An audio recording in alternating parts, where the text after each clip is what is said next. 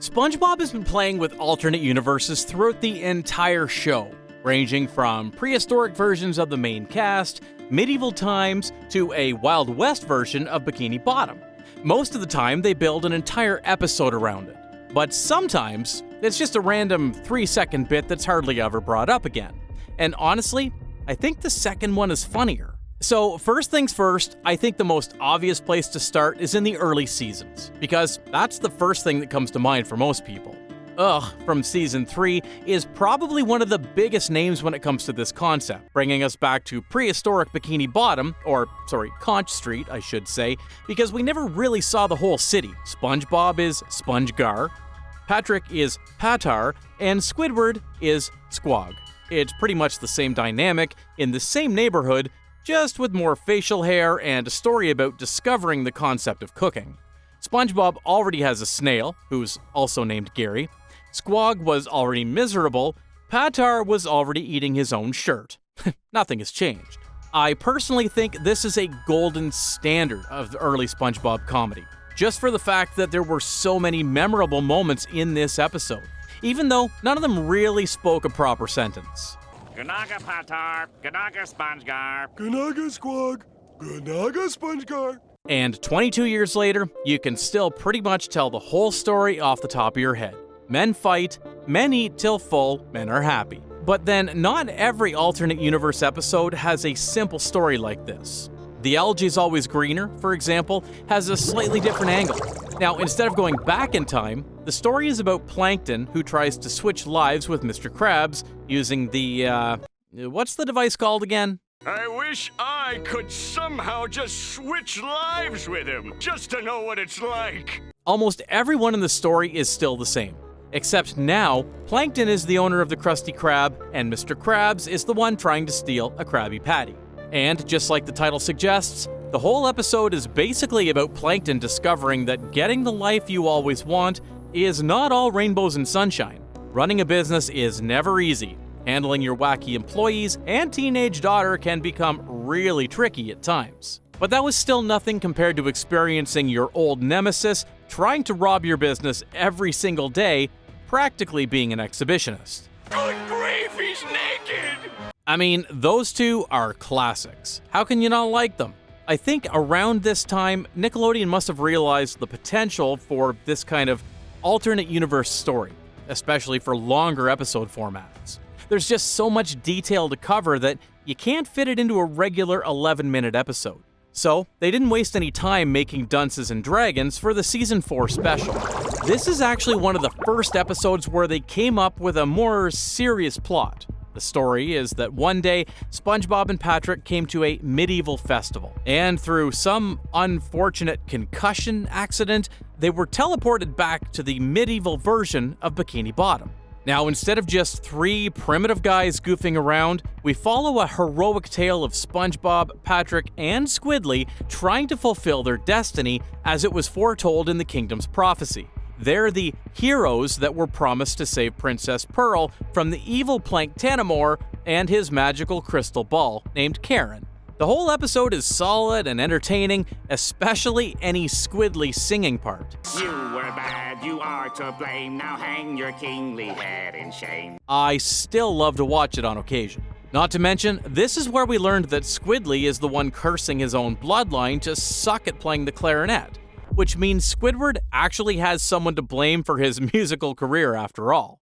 To this day, I've still wondered what would happen if Squidward came with SpongeBob and Patrick to medieval times and met Squidly himself. I'm sure they'd have a ton of interesting conversations. And if Dunces and Dragons are the medieval version of SpongeBob, then Pest of the West from Season 5 is the cowboy version of the story. They just love to expand Bikini Bottom's lore around this time, huh? After realizing everyone in the city has at least one great-grandfather with some notable achievement to brag about, SpongeBob wonders if he has one too. And after a quick trip to the city's library, he finds the answer. Hey, look at here! It's a statue of SpongeBob SquarePants! And just like Dunces and Dragons, it brought us back to another kind of heroism tale again. Plankton, the dead eye, terrorizes the city, leaves everyone in fear, and SpongeBob has to save them through a series of unlucky accidents. The episode is pretty solid, in my opinion.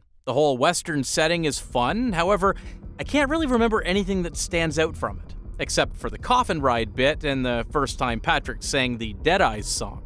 Dead eye, dead eye. But maybe that's just me. Funny enough, after Pest of the West, this kind of alternate Bikini Bottom story pretty much disappeared for a while. I guess just because the ideas started to get stale? I don't know. I mean, Plankton always has to play the villain, SpongeBob is the hero, Patrick is the sidekick, and everyone else is filling whatever's left of the story, right? They rarely mix things up.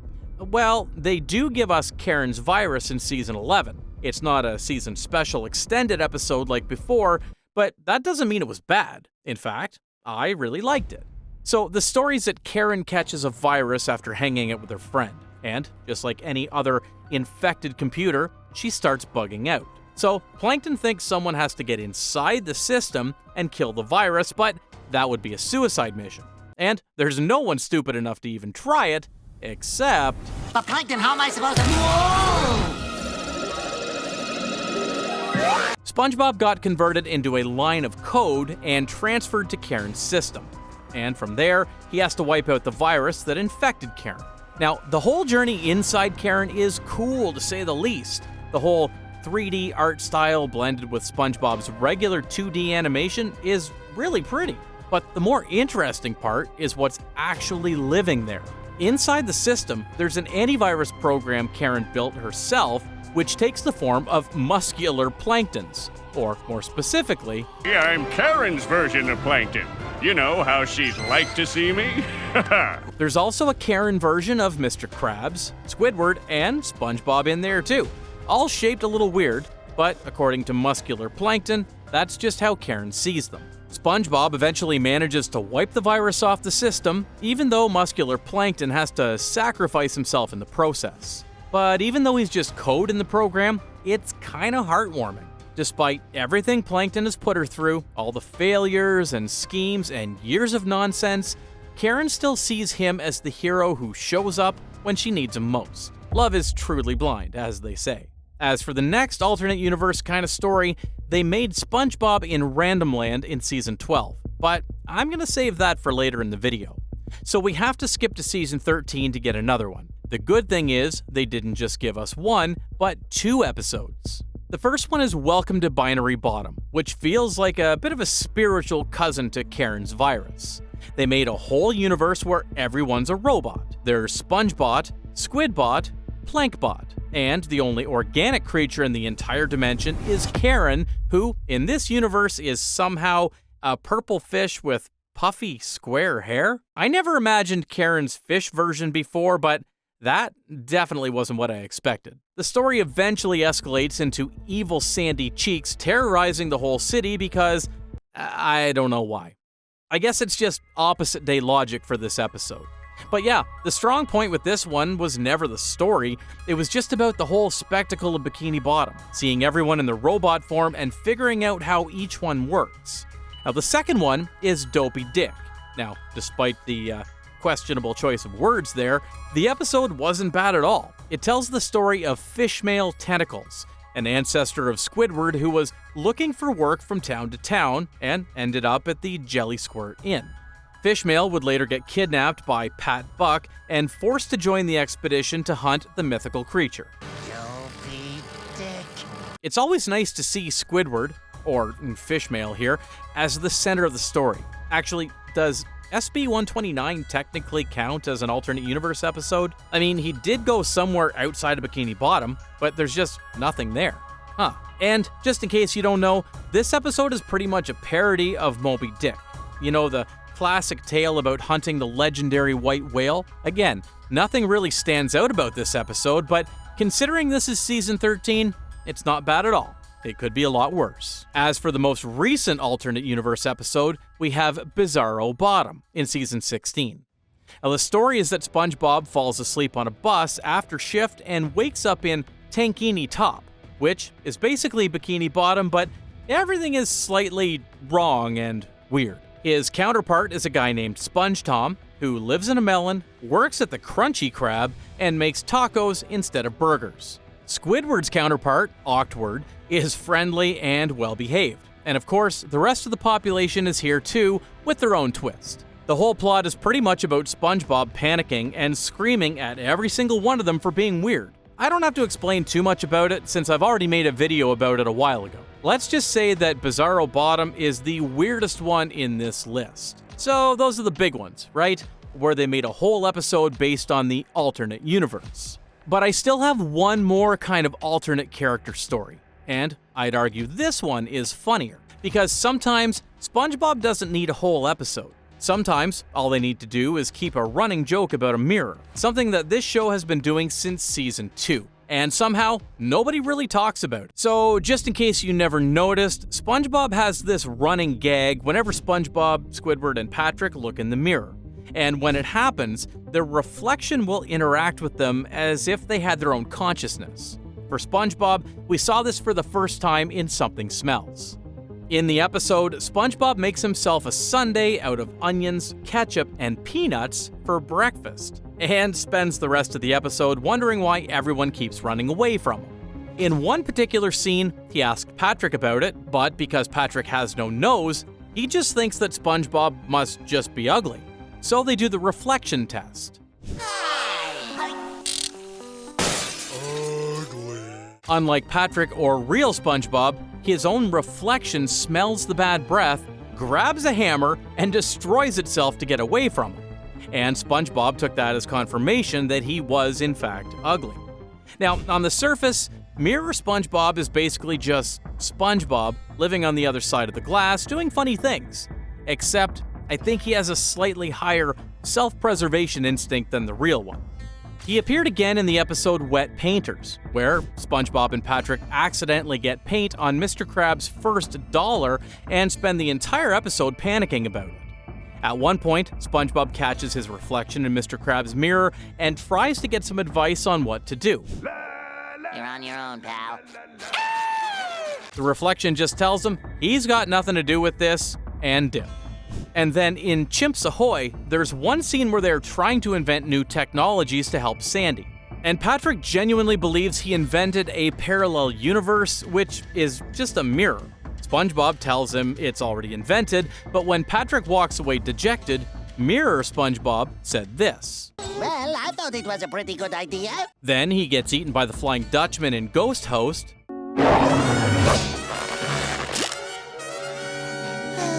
And finally, he would compliment SpongeBob's long pants in SpongeBob Long Pants. There goes a real man. So SpongeBob's reflection is essentially a slightly more straightforward version of him. It won't help SpongeBob when he's in a jam, but it'll occasionally show up just to be nice for no reason. You could think of Mirror SpongeBob as someone who says what SpongeBob is always thinking, but never has the guts to say. Meanwhile, Patrick's reflection is a different story entirely, where SpongeBob's reflection is mostly just goofy and occasionally unhelpful. Patrick's reflection feels like he has an agenda. It shows up across 4 episodes, and every single time, it says something Patrick does not want to hear. The first time is Rule of Dumb in Season 4. Patrick finds out he's descended from royalty and quickly becomes the worst version of himself, taking people's food, demanding stuff, and doing all sorts of bad things. And then, at the peak of it, when everyone's gone and he's finally alone, he walks past a mirror. Knock, knock. Who's there? Ah! What did I become? His reflection looks like a monster version of Patrick, and tells him that that's what he's become. Then Roller Cowards in Season 5, where Patrick is in the bathroom trying to wind himself up about a roller coaster, and his reflection cuts straight through it. You can do it? No, you can't. You're a big crybaby. And this is the important part. Patrick says, "I thought we settled this last time," which means they've had this conversation before. For all we know, they could have had a conversation after Rule of Dumb, which also means Patrick knows his reflection is going to show up and give him grief, and he's already tired of it. Meanwhile, the Great Patty Caper has a smaller moment. At one point in the episode, Patrick looks at his reflection in a train window and immediately decides it looks suspicious. His reflection gets an annoyed expression and just walks away. SpongeBob, does that guy look suspicious? I think he might be spying on us. Hey, where'd he go? It's slightly different in No Pictures Please in Season 11, where Patrick sees himself in a bus window and his reflection gives him the idea to become a tour guide, which leads to one of the most chaotic episodes of the later seasons, and arguably, Patrick's reflection is directly responsible for that entire disaster. I could be a tour guide. That's what I said. So, as we can see, Patrick has something living in his mirror, and it does not think highly of him. Often, it would gaslight him, judge him, and occasionally just give him terrible ideas. You could think of it as the Green Goblin mirror scene from Spider-Man. There's something dark underneath all that comedy. And then there's the most interesting of all, Squidward's reflection. The first appearance is in Squidward in Clarinet Land from Season 7. There's a scene where Squidward gets trapped in a surreal clarinet dimension chasing SpongeBob, and at one point, he ends up in a hall of mirrors. At this point, his reflections look back at him, and then they stuff clarinets into their mouths and play directly into his ears as loud as possible.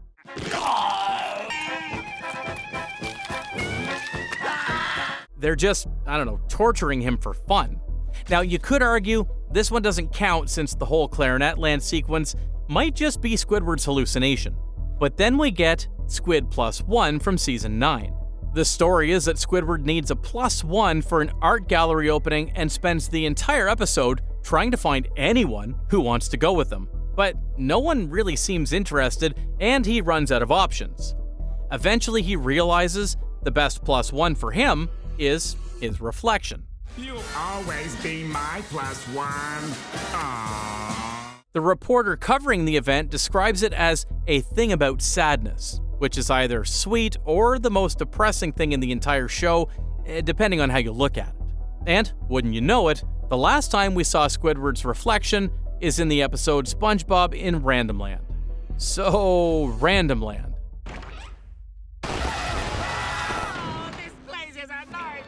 SpongeBob and Squidward get sent to deliver a Krusty Krab order to Random Land. And Random Land is exactly what it sounds like. A dimension where nothing follows any rules, everything is random, and kinda hard to describe. At some point they find a wall of doors. Squidward starts opening them one by one, and behind each one is a different, warped version of himself. Some are funny, some are just strange, and then he opens one that looks exactly like his bedroom. It just looks like home at first, and then it scares us with this scene.